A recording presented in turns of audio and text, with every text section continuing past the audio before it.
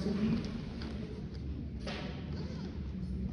Igualmente actúa la sintetasa o glucógeno sintetasa para que a partir de la glucosa se forme glucógeno. ¿Ya? Esto ya lo debe en bioquímica, ¿no? ¿Ya? Entonces, y igualmente este glucógeno puede ser cuando actúa la fosforilasa, este glucógeno se va a desdoblar en glucosa. Eso sería la glucogenolisis. Entonces aquí tenemos tres enzimas muy importantes que se producen en el hepatocito. Uno, la glucosinasa, que transforma la glucosa, da lugar a glucosa 6-fosfato y toda esa vía para formar energía. Otro, la sintetasa o glucógeno sintetasa, que a partir de la glucosa va a formar glucógeno. Y el otro es la fosforilasa, la cual al glucógeno lo desdobla en glucosa. ¿Para qué? Para que sea utilizado como energía. Entonces hay que saber diferenciar estas tres enzimas a nivel de los hepatocitos. ¿Por qué es importante? Porque así vamos a poder comprender qué es lo que pasa en la diabetes. Cuando existe falta de insulina.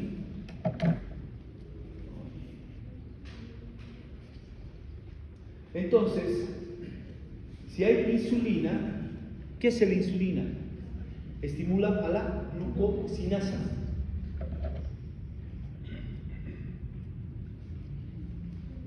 Igualmente,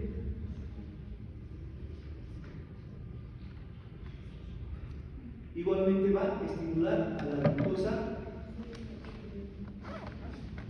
a la glucógeno, a la sintetasa o glucógeno sintetasa para la formación de glucógeno y inhibe a la fosforilasa. Entonces esas son las tres funciones de la insulina. Uno,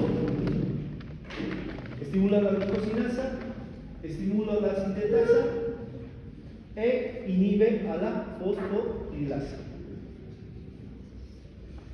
Entonces, cuando estamos en ayunas, no hay consumo de hidratos de carbono, existe una glicemia por debajo de 100, más o menos entre 80 y 90 miligramos de cilindro. ¿Perdón? No, más bueno. ¿Por qué? Porque aquí está actuando el glucagón. ¿Para qué? Para que no entre en hipoglicemia. ¿Ya? Pero la insulina no está actuando, entonces el glucagón, ¿qué hace? Junto a la adrenalina va a estimular a la fosforilasa. Y si actúa la fosforilasa, ¿qué hace, Emanuel? ¿Fosforilasa? ¿Sí? ¿Quita energía? ¿Cómo? Gasta una ATP.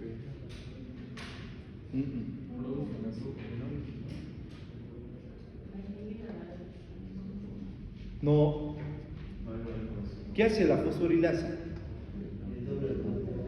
Desdobla el glucógeno en glucosa. ¿Para qué? Para que haya energía. Igualmente el glucagón y la adrenalina va a producir gluconeogénesis. ¿Para qué?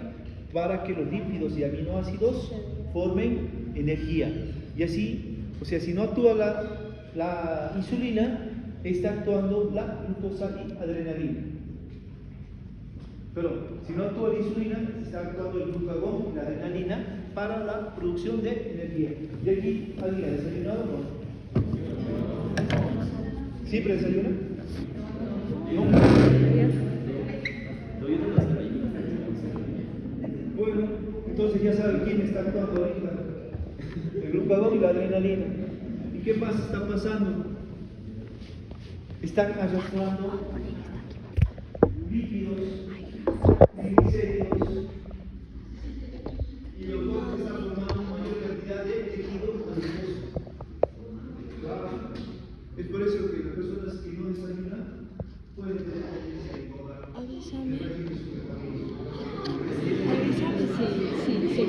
movilización de...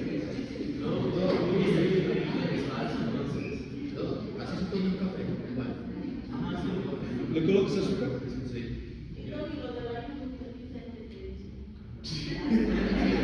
Pero el ayuno intermitente, ¿cuántas horas come? 8 horas. 8 horas ¿no? De comer. Pero de comer desenfrenadamente, ¿no? O hay un día específico para el ayuno intermitente.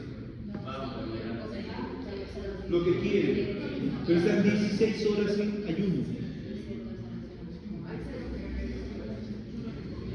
¿Alguien hace ayuno intermitente?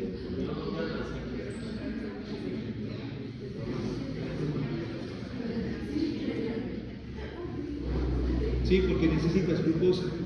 ¿Por qué necesitan glucosa? ¿Cuáles son las células más ávidas por glucosa? Las neuronas. ¿Ya? Ahora, ¿qué pasa con los líquidos? ¿Ya?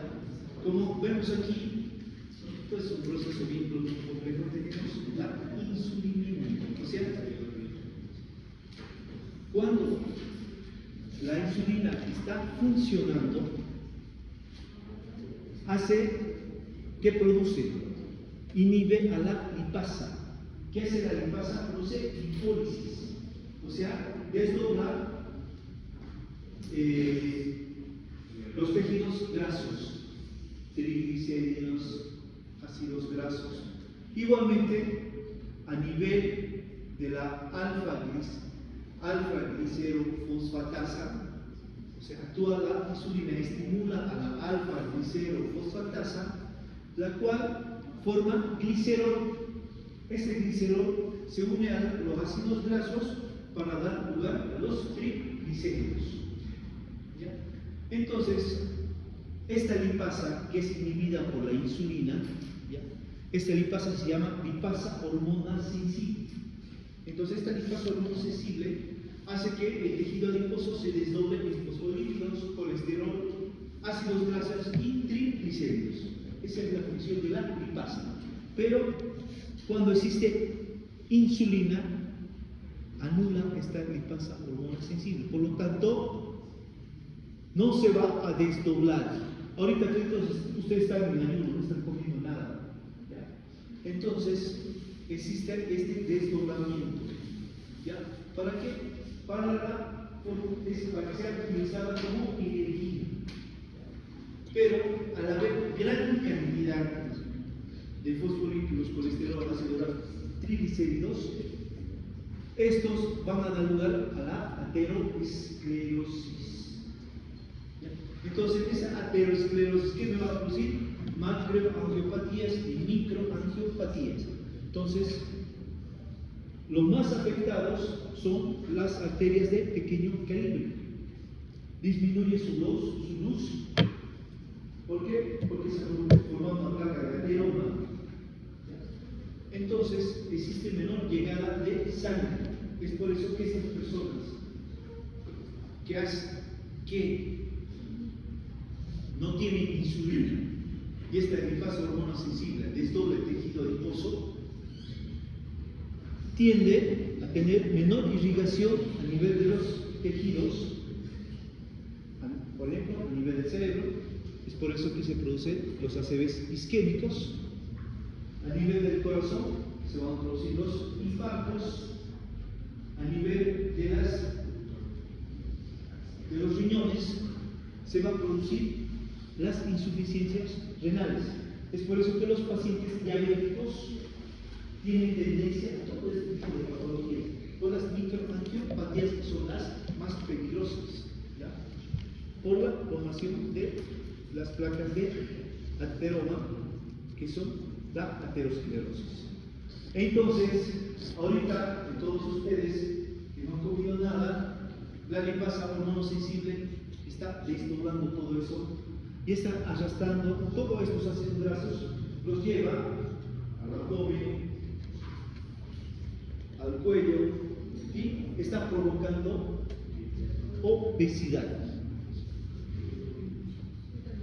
Es por eso, aparte, cuando uno tiene una dieta rica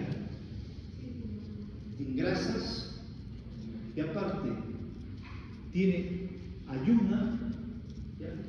Entonces se produce todo esto. Entonces, ¿qué va a pasar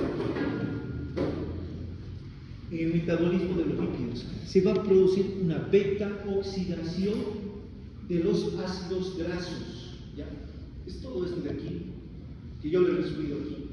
Entonces, a nivel de los hepatocitos, ¿ya? Las mitocondrias van a producir la carnitina.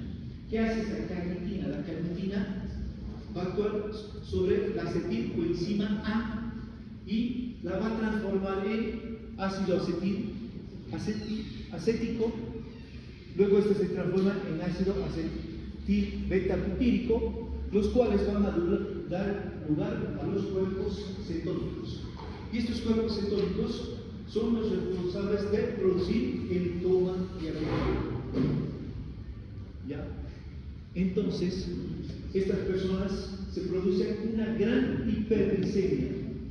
Usted le hace un laboratorio y la glicemia más o menos está en 436 miligramos decilitro. ¿Cuánto es lo normal, Camila, de la glucosa en sangre? ¿Cuánto es lo normal?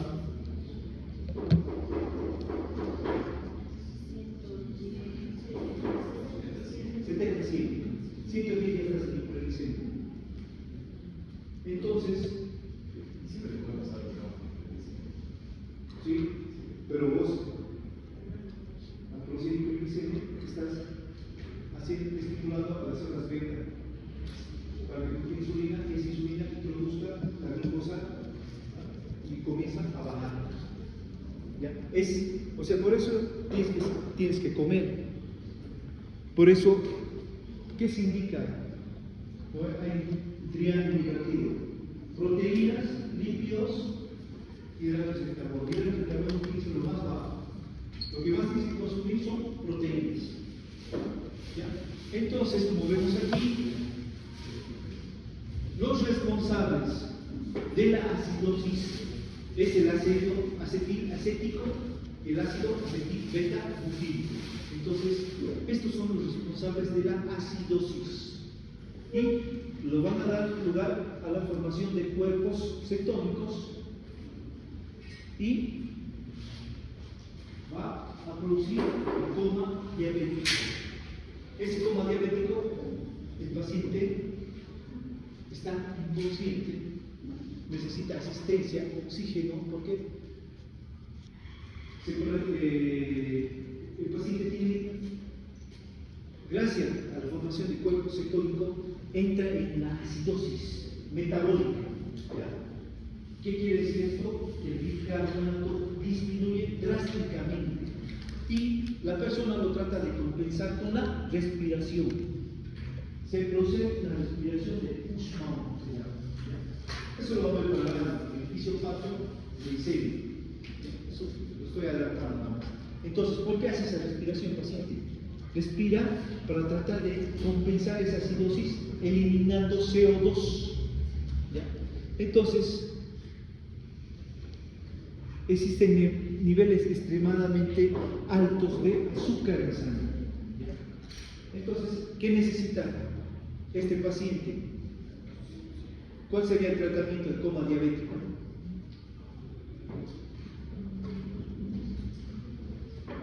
Insulina. El paciente necesita insulina. Los cuerpos cetónicos son los que se forman cuando existe exceso de azúcares, ¿ya? En la sangre. Entonces, este exceso de azúcares y de ácidos grasos a nivel de las hepatocitos va a dar lugar a formar la carnitina y forma toda esta cadena. ¿Ya? Entonces, esta acidosis va a formar cuerpos cetónicos y estos cuerpos cetónicos dan lugar al coma diabético. Ahora, ¿qué hace la insulina a nivel de metabolismo proteico? Como sabemos, la insulina tiene tres funciones muy importantes. Uno, estimula la síntesis de proteínas. O sea, a nivel del músculo, hace que actúe a nivel de los ribosomas. ¿Para qué? Para que se produzca la síntesis de aminoácidos. ¿Qué aminoácidos se van a producir? Se producirá valina, leucina, isoleucina, tirosina y fenilalanina. Entonces, todos estos aminoácidos son estimulados por la insulina. ¿Para qué? Para que haya mayor formación de proteínas, ¿ya? Y es por eso que va a haber crecimiento de los tejidos. Es por eso que la insulina, junto a la hormona de crecimiento, favorece el crecimiento de los tejidos. ¿Por qué? Porque estimula la síntesis de proteínas. ¿Qué pasa igual? Inhibe el catabolismo proteico. ¿Qué quiere decir? Que se opone a que se desdoblen las proteínas a aminoácidos y así no se pierden en el plasma. Se opone a la gluconeogénesis. Campanini. ¿Qué pasa si se opone a la gluconeogénesis?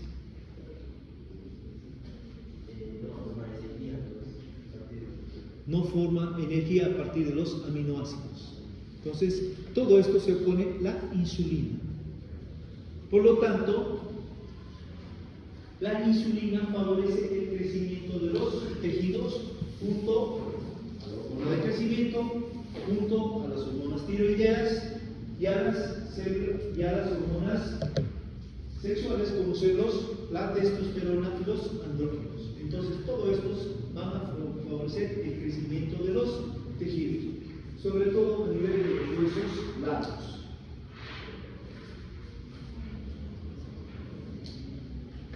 Ahora, si hemos entendido todo esto, vamos a entender qué pasa en la diabetes. Por ejemplo, tengo un paciente diabético. Como sabemos, la diabetes puede ser de tres tipos. Podemos tener pacientes diabéticos tipo 1, que generalmente son niños, ¿ya? Que desde temprana edad, por factores genéticos, las células betas no producen insulina. O diabéticos tipo 2, los cuales estas células betas han sido forzadas, han tenido una hipersecreción de insulina por mucho tiempo y ha llegado a su agotamiento. ¿Ya? Generalmente se dan en pacientes obesos. ¿Ya? Entonces, hay un déficit de insulina. Estos pacientes diabéticos no tienen insulina y, por lo tanto, no hay una hiperglicemia a nivel de la sangre. Personas que manejan glicemias 140, 180, 200 en ayunas. Están en ayunas con ustedes, pero están con hiperglicemia. Entonces, ¿qué va a pasar a nivel del metabolismo de la glucosa? Si no existe insulina blanca, ¿qué pasaría? Ya no se introduce la glucosa dentro de las células, hay una hiperglicemia. Entonces, ¿qué enzimas a nivel del hígado estarían inhibidas? En el metabolismo de la glucosa, de los hidratos de carbono, si no existe insulina y no puede ser introducida dentro de los hepatocitos, ¿qué enzimas estarían inhibidas? ¿Cuál? ¿Has dicho? Glucosinasa. ¿Qué es la glucosinasa, Sofía? ¿La glucosa qué?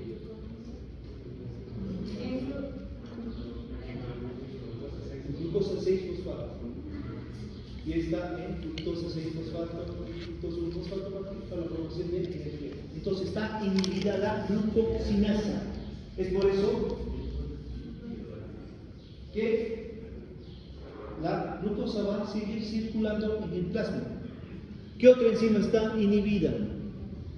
Aparte de la glucosinasa. Dan.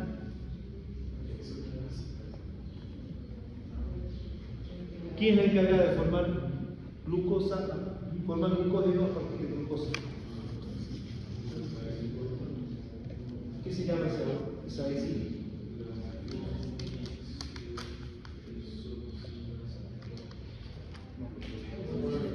La glucogenosintetasa. Igual va a estar inhibida, por lo tanto no va a haber formación de glucógeno.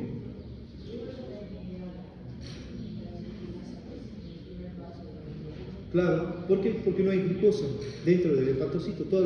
No hay quien introduzca dentro de del hepatocito a la glucosa. Por eso hay una hiperglicemia. No sería que están inhibidas, diríamos que están inactivas. ¿Por qué? No hay cómo se introduzca glucosa dentro del hepatocito. Entonces, resumiendo, en un paciente diabético hay hiperglicemia, la insulina no está introduciendo la glucosa dentro del hepatocito, por lo tanto la glucosinasa está inactiva y la glucogenosintetasa también está inactiva. No hay formación de energía y tampoco hay formación de glucógeno. Ahora, si hablamos de los adipocitos, a nivel de los hepatocitos, ¿qué más pasa? La insulina inhibía. ¿Cómo se llama la enzima que transforma el glucógeno, lo desdoble glucosa? La fosforilasa. Entonces, no hay quien se oponga a la fosforilasa. Por lo tanto, el glucógeno se está desdoblando en glucosa y esta glucosa está saliendo a la circulación. Por lo tanto, la hiperglicemia va a estar más aumentada. Ahora, ¿qué pasa con los lípidos? La insulina, ¿a qué enzima se oponía? Lipasa hormona sensible se llama. ¿Y qué pasa, Luz, si esta lipasa hormona sensible está funcionando libremente? ¿Qué sea la lipasa hormona sensible?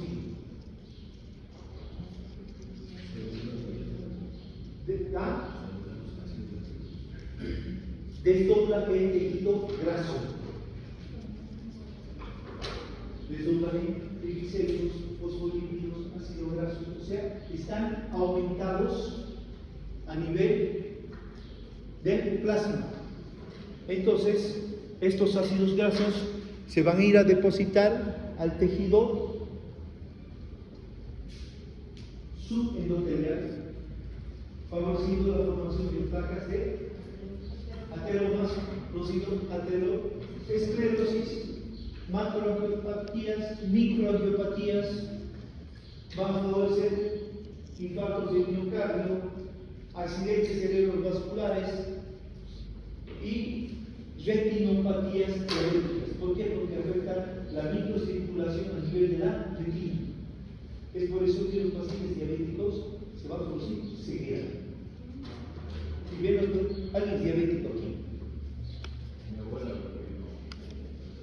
uno o dos, más bien usted es diabético, porque es genético. Los diabéticos tipo 1 pueden. ¿Sí? Entonces, estos pacientes, si no tienen un control adecuado de la insulina, ¿ya? Entonces se puede producir ceguera por la retinopatía diabética. ¿Por qué? Porque actúa a nivel de la microcirculación de la retina.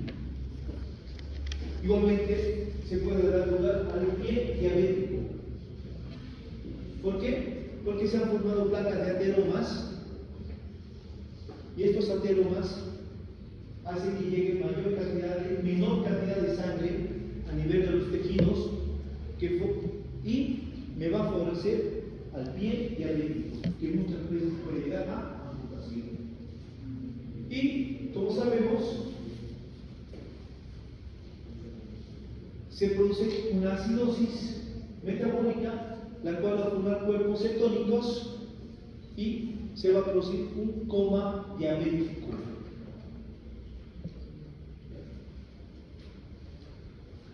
¿Qué más pasa?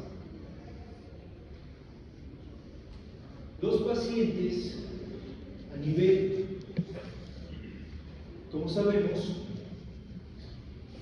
la insulina favorece la síntesis de proteínas y aparte se opone al catabolismo proteico. Entonces, si no existe insulina, las proteínas se van a desdoblar en aminoácidos. ¿Por qué? Porque el cuerpo necesita energía y mediante la gluconeogénesis va a formar energía. ¿Ya? Por lo tanto, va a haber una hipotrofia de los músculos. ¿Por qué? Porque se están degradando las proteínas en aminoácidos. ¿Ya? Y por lo tanto, hay un enflaquecimiento de estos pacientes. ¿Ya? Y estos pacientes todo el tiempo tienen hambre. Entonces hay una polifagia. ¿Qué quiere decir? Todo el rato quiere comer, come todo el tiempo. ¿Ya? Y igual hay pérdida de peso. ¿Por qué? No hay insulina y el catabolismo proteico está aumentado. Aparte, como hay una hiperglicemia y esa glucosa pasa a los riñones, entonces esa glucosa que es absorbida, podría decir, a nivel de los glomérulos, pasa al sistema tubular de la nefrona y se va a producir una glucosuria. ¿Qué es la glucosuria? Es el aumento de glucosa a nivel de la orina. Entonces, esta glucosa que está aumentada a nivel del sistema tubular hace que se arrastre agua. ¿Ya? Y va a producir una poliuria, que es el aumento de volumen urinario. Orina varias veces. ¿Y qué va a producir esto? Una deshidratación. Aparte me provoca una deshidratación celular. Por lo tanto, él trata de compensar esta poliuria tomando agua. Por lo tanto, se produce una polidipsia. Entonces, ya hemos explicado aquí por qué estos pacientes tienen tendencia a la polidipsia por una deshidratación, porque orinan mucho, que es una poliuria. Y la polifagia tiene gran apetito porque hay un catabolismo proteico aumentado, la gluconeogénesis está aumentada y existe pérdida de peso por este aumento del catabolismo proteico. Las proteínas se desdoblan en aminoácidos. Entonces, todo esto conforma lo que es la diabetes así en grandes rasgos. Por eso hay subespecialidades en diabetología. Entonces, como dijimos, existen tres tipos de diabetes. Tenemos la tipo 1, que más o menos es el 10%. Las personas no producen insulina generalmente desde la niñez. Entonces, esta no se puede prevenir. En cambio, la diabetes tipo 2, el 90% de las personas tienen esta diabetes. El cuerpo produce insulina, pero no la usa eficientemente. ¿Cuál? Esta otra. ¿Por qué puede ser transmitido de los padres a los hijos? O de los abuelos a los nietos. perdón, tipo 1. Si es un niño y es diabético tipo 1. Y el niño tiene que estar todo el tiempo colocándose insulina.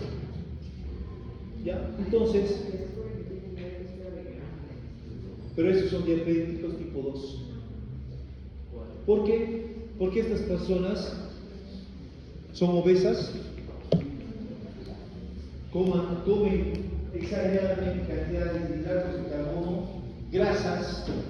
Entonces, esa gran cantidad, todo el tiempo está con hiperglicemia. Y las células beta tratan de compensar, meter todo ese azúcar dentro de las células. Pero llega un rato que las células beta se agotan, ya no pueden más y comienza a decrecer la producción de insulina. Por lo tanto, se va a producir una diabetes tipo 2. Hay artículos que hablan que es una diabetes tipo 1. Sí. Sí.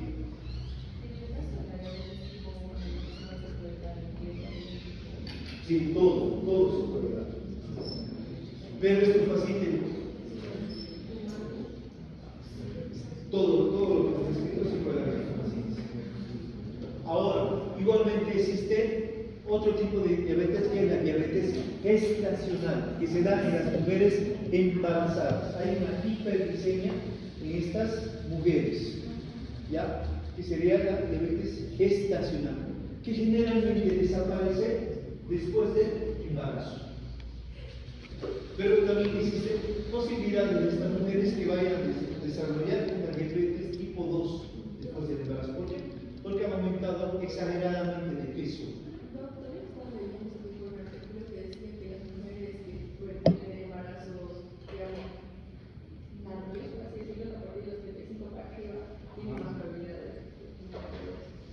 También, sí, hay artículos que dicen eso.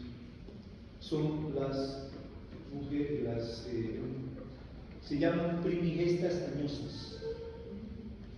Pero son mujeres que se embarazan después de los 35 años, que tienen un riesgo de mayor complicaciones. Entonces, ¿cómo se regula la secreción de la insulina? Como ustedes saben, la insulina, cuando se produce por las células beta, sale a la circulación sanguínea y tiene un tiempo de vida de más o menos 5 minutos. ¿Por qué? Porque es inhibida por la insulinasa. Entonces, cuando nosotros estamos en ayunas, la glucosa más o menos es entre 80 y 90 miligramos decilitro. ¿Ya? Entonces, la producción de insulina es de más o menos 25 nanogramos decilitro minuto. Entonces, cuando la glicemia está por encima de 100, hay una interesante hiperglicemia, la cual está estimulando que haya una mayor producción de insulina. Pero cuando nosotros exageramos en nuestra alimentación constantemente y la glicemia comienza a subir, por ejemplo, hay personas que ya tienen alteraciones, tienen glicemia entre 200, 300, la producción de insulina aumenta más o menos en 15 a 20% más, 15 a 20 veces más, ¿ya? Hasta que se produce el agotamiento de las células beta de los islotes de Langerhans. Entonces, ¿cuál es el mejor estímulo para la secreción de insulina? Es los niveles elevados de glucosa, o sea, la hiperglicemia es el mejor estímulo para la producción de insulina. Igualmente, cuando hay incremento de los ácidos grasos, igualmente va a haber aumento de la secreción de insulina. Igualmente, cuando hay aumento de las hormonas gastrointestinales, estas igualmente van a aumentar la secreción de insulina. ¿Cuáles son estas? La secretina, la gastrina, el péptido inhibidor gástrico y la colecistoquinina. ¿Cuál es la mejor? Dice que estimula la secreción de insulina, es el péptido inhibidor gástrico. Igualmente, el glucagón, la hormona de crecimiento y el cortisol aumentan la secreción de insulina. Ahora, ¿qué disminuye la secreción de insulina? La hipoglicemia. Cuando hay reducción de niveles de glucosa en sangre, hay menor secreción de insulina y la disminución de ingesta de alimentos, o sea, en ayunas. Ahorita existe menor secreción de insulina porque no has desayunado. Bueno, todo esto sería lo que se corresponde a la insulina. Ahora tenemos el glucagón, que está formado por 14 aminoácidos, es producido por las células alfa del páncreas, las cuales están seguidas en número, en proporción a las células beta. Este glucagón tiene un peso molecular de 3000, ¿ya? Entonces es producida por las células alfa, por aquí. Entonces, ¿cuál es el mecanismo de acción del glucagón? ¿Qué hace este glucagón? Este glucagón me va a producir una hiperglicemia, ¿ya? Entonces, este glucagón llega a los receptores de las células hepáticas, ¿ya? Se combinan con la adenilciclasa y hace que la ATP se transforme en AMP cíclico. Este AMP cíclico es un segundo mensajero. Este AMP cíclico va a actuar sobre la proteína sinasa, o también llamada proteína quinasa, ¿ya? Y esta proteína quinasa va a actuar sobre la fosforilasa B, o glucógeno fosforilasa B, que es poco activa. Algunos títulos dicen inactiva. Y esta fosforilasa B, por acción aparte del AMP y la fosfoquinasa, se va a transformar en fosforilasa A. ¿Y qué hace la fosforilasa? ¿Cuál es la función de la fosforilasa, Sofía?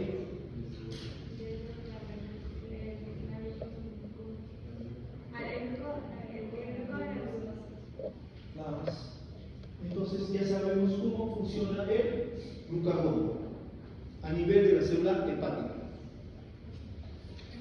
Entonces, llegan los receptores, actúa la adenilciclasa, transforma el ATP en AMP cíclico. Este AMP cíclico actúa sobre la proteína sinasa, o también conocida como proteína quinasa. Esta proteína quinasa va a actuar sobre la fosforilasa B.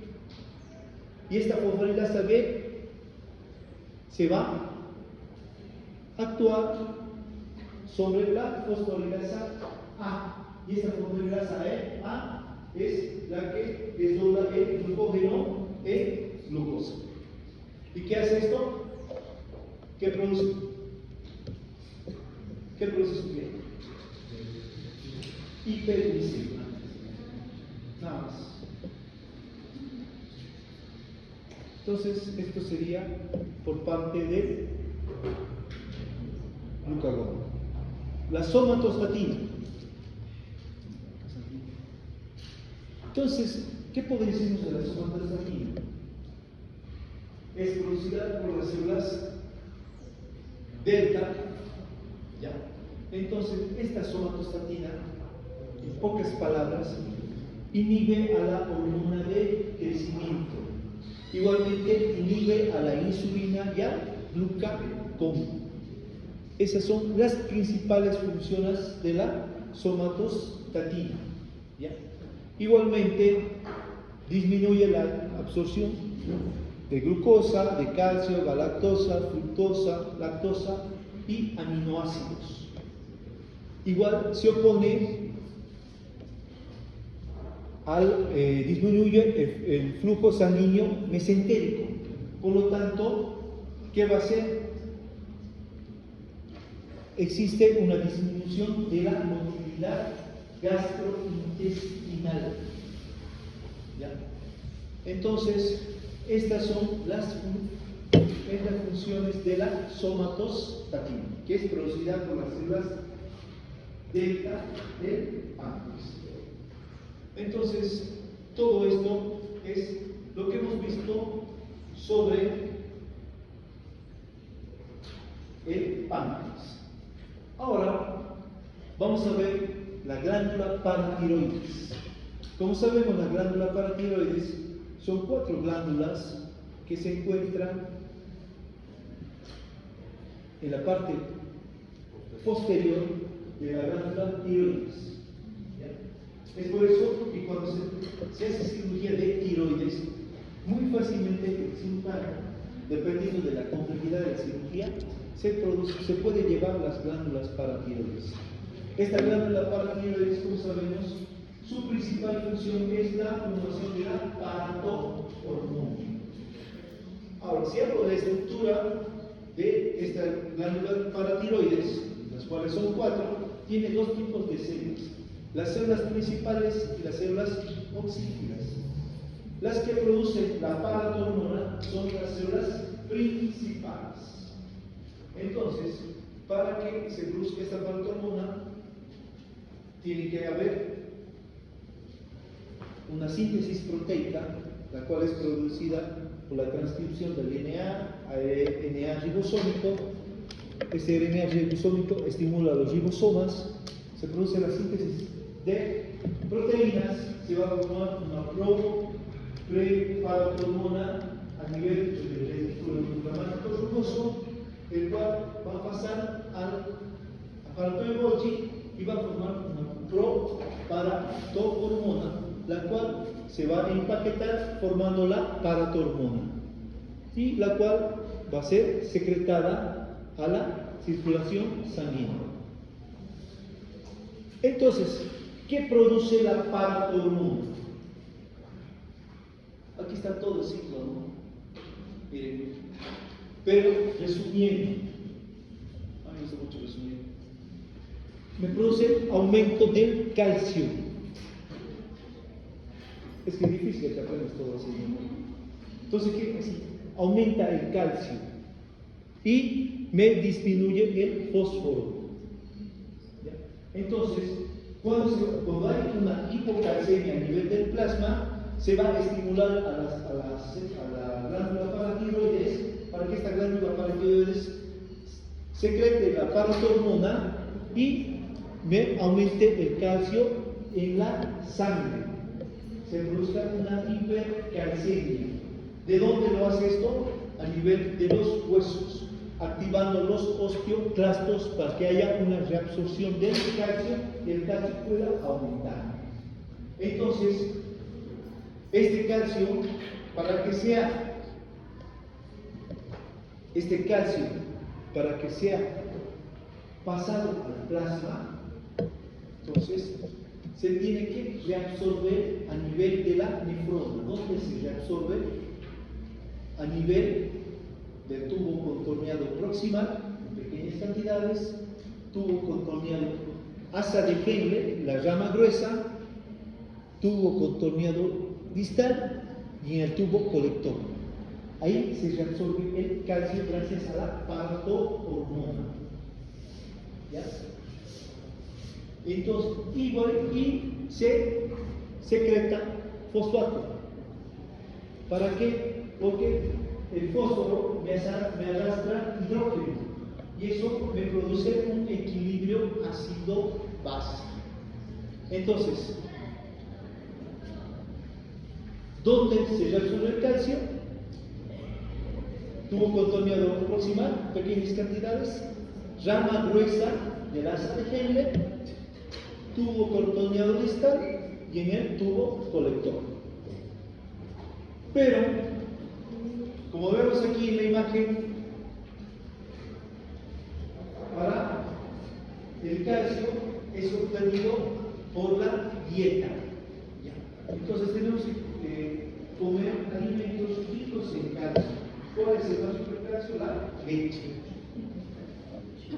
Pero este calcio es pobremente absorbido a nivel del intestino. Entonces, para esto necesita la vitamina D.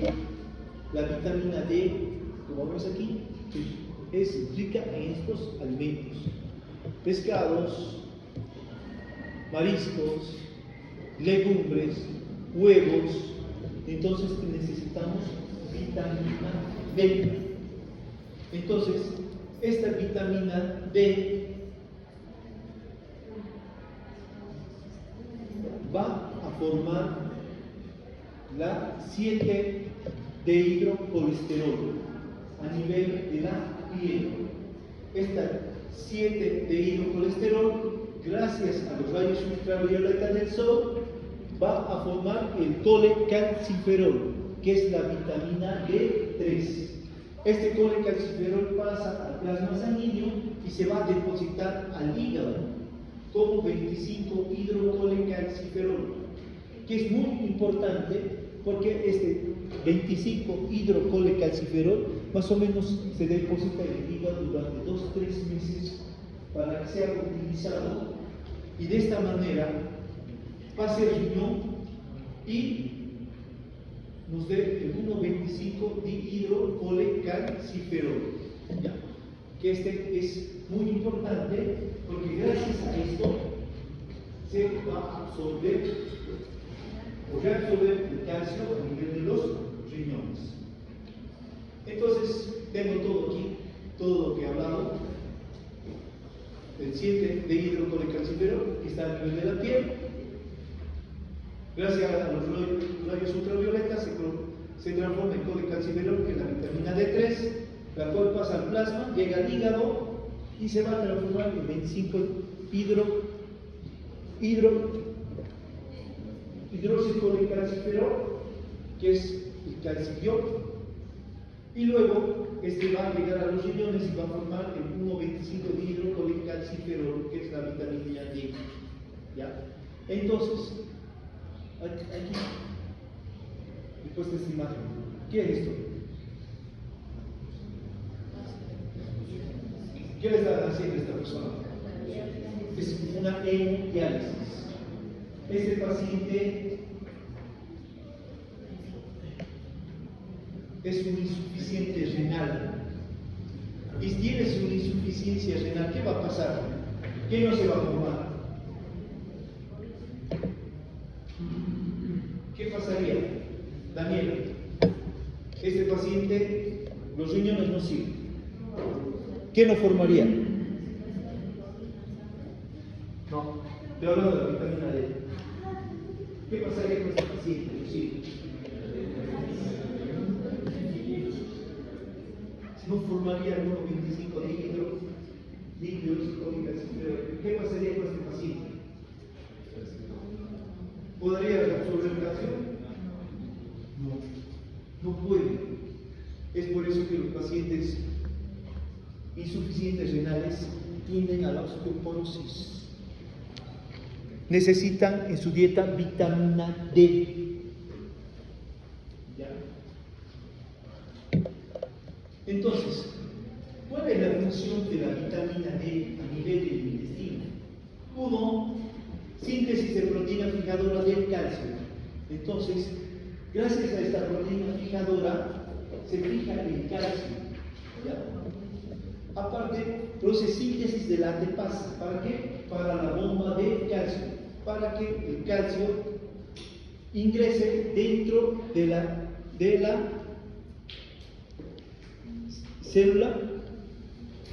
Primero, la proteína fijadora fija el calcio, ingresa dentro de la célula intestinal, el enterocito, y gracias a esta síntesis de ATPasa, que da lugar a la bomba del calcio, este calcio es bombeado hacia el plasma sanguíneo. Y gracias a esto, el calcio plasmático está entre 9 a 10 miligramos de cilitro. ¿Ya? Todo gracias a la vitamina D. ¿Qué más hace? Secreción de la fosfatasa alcalina. Esta fosfatasa alcalina es muy importante. ¿Por qué? Para el metabolismo de los fosfatos, para el ingreso de los fosfatos y lleguen igualmente al plasma sanguíneo y se dé lugar el equilibrio ácido-base mediante los fosfatos que me arrastran hidrógeno. Es complicado, ¿no? Pero si lo leen y lo resumen, más fácil. Entonces, el calcio, este calcio total que he ingresado, se divide en dos. ¿Ya? Esto atiendan bien, ¿por qué? Porque después no entienden esto y arrastran el resto de su vida. El calcio total se divide en dos. El 50% es calcio no ionizado. ¿Ya? ¿Qué quiere decir no ionizado? Que no está libre. El 40% más o menos se encuentra unidas a las proteínas. ¿Qué proteínas? Albúmina. El otro 10% está unidos a los citratos y al fósforo. Y el otro 50% es el calcio ionizado, es el calcio libre. Este calcio libre es el que participa, por ejemplo, en la coagulación. ¿Qué factor de la coagulación es el calcio? Eso ya hemos visto. 4. El factor 4 es calcio ionizado, que participa en los impulsos nerviosos. ¿Qué es el calcio en los impulsos nerviosos?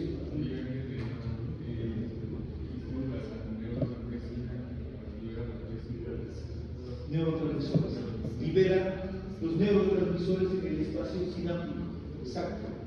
Igualmente en la contracción del músculo estriado esquelético. En la contracción muscular es muy importante. Igualmente en la contracción del músculo cardíaco y, bueno, no la igual en la contracción del músculo liso. Todo esto lo hace el calcio ionizado, que es el 50%. ¿Ya? Entonces, existen dos manifestaciones muy importantes que se pueden producir. Una es la hipercalcemia y otra es la hipocalcemia. La hipercalcemia, por ejemplo, me va a producir una debilidad muscular. ¿Por qué va a producir debilidad muscular si hay hipercalcemia?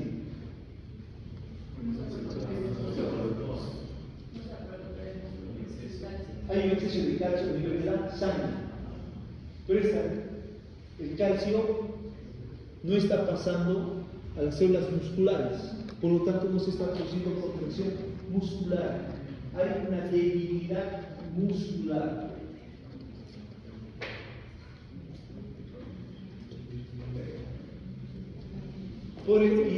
En cambio, si hay una hipocalcemia, se producen tetanías. O sea, existe la contracción muscular está aumentada.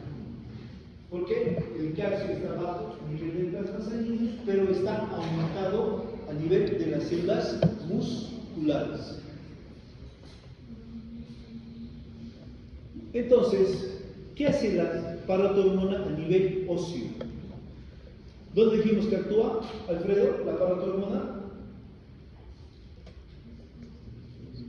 A nivel óseo, en los osteoclastos. Entonces, ¿qué hace a nivel de los osteoclastos? Los osteoclastos tienen receptores específicos para la parotohormona. Esta parotohormona se va a unir a la adenyl-ciclasa. Esta adenyl-ciclasa va a actuar sobre el ATP y lo va a transformar en AMP cíclico. Este AMP cíclico es un segundo mensajero. Este AMP cíclico va a estimular las enzimas proteolíticas, la cual me produce la degradación de las fibras colágenas que existen en el hueso. Igualmente, este AMP cíclico va a estimular al ácido cítrico. Este ácido cítrico que va a ir a degradar a la hidroxiapatita. Entonces, al degradar a la hidroxiapatita, va a haber salida de calcio, sodio y fósforo. Y por lo tanto, gracias a esto, se va a producir una hipercalcemia, aumentos de calcio a nivel del plasma sanguíneo. Todo esto gracias a la paratormona. Entonces, al ver este desgaste por parte de los osteoclastos, luego van a actuar los osteoblastos, formando nuevamente, produciendo la regeneración del tejido óseo desgastado. Entonces, todo esto gracias al tejido, a la paratormona que actúa sobre los osteoclastos. A nivel del tejido renal,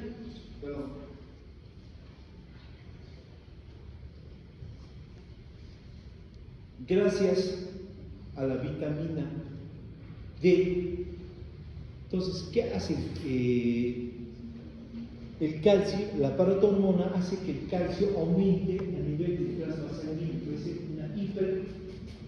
una hipercalcemia. Entonces, este calcio llega por la arteria aferente, pasa al ovillo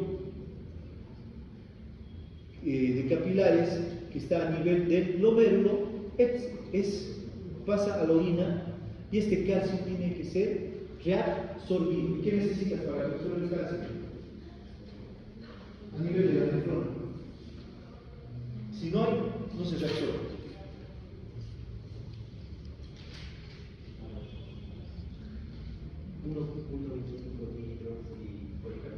Aquí está 1.25 hidrocolecalciferol. Entonces, gracias a esto, se va a reabsorber el calcio. El calcio pasa del túbulo, de los túbulos renales, al plasma.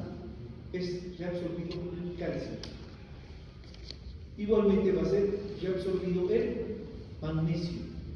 Y va a haber secreción de fosfato, de sodio, de potasio y mínimamente de aminoácidos. Entonces, esto es lo que pasa a nivel del tejido renal. Entonces, ya hemos terminado todo lo que corresponde a endocrinología. Y lo es lo que va a entrar en el examen. Para el día martes 15 hemos quedado, ¿no? Es lo que se va a promediar como de enero. Claro. Así tienes que estudiar. Hay uno